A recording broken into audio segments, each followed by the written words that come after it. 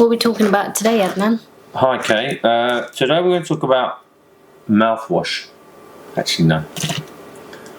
Today we're going to talk about carburettors. It's come up on the screen, right? What we're going to talk about is, well, we've had an email. We've been inundated with one email from a guy who wants to know what to do if he floods the engine. Hold on, let's get rid of that.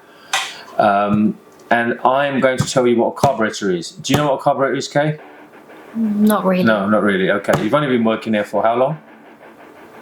12 years. And what kind of cars do you deal with? Classics. And what do classic cars have? Carburettors. And you have no idea. Disgusting. But we'll teach you. Anyway, so a carburetor is this thing, like this big. It has fuel in it, and you have air going in it, and it ignites the fuel with the air and gives it the spark for ignition for the car. Modern cars have electronic ignition, and they do it automatically using computer wizardry. But old carburetors have jets, main jet. It has idling screw and idling jets and many jets. Right? Some carburetors have 2 barrels of fuel, so they're more powerful, gives you more power because there's more fuel, more air, etc., etc. But if you flood the carburetor, which means it's too much fuel, the car will not crank, it will smell of fuel. You open the bonnet, let some fuel evaporate for about 10 minutes, and then press the accelerator to the floor, turn the ignition on and crank the engine.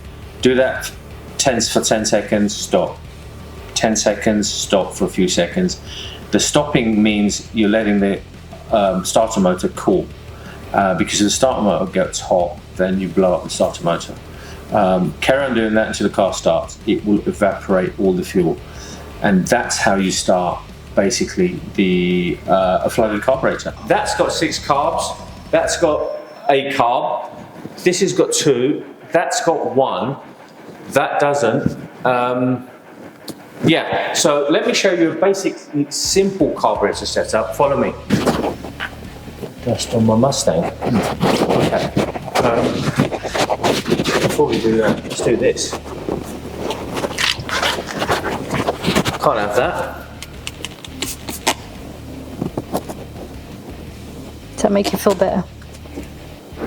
Well, it does now. Come on. Right.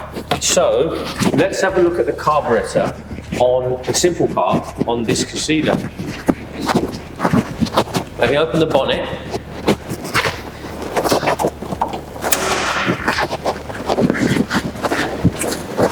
Come along.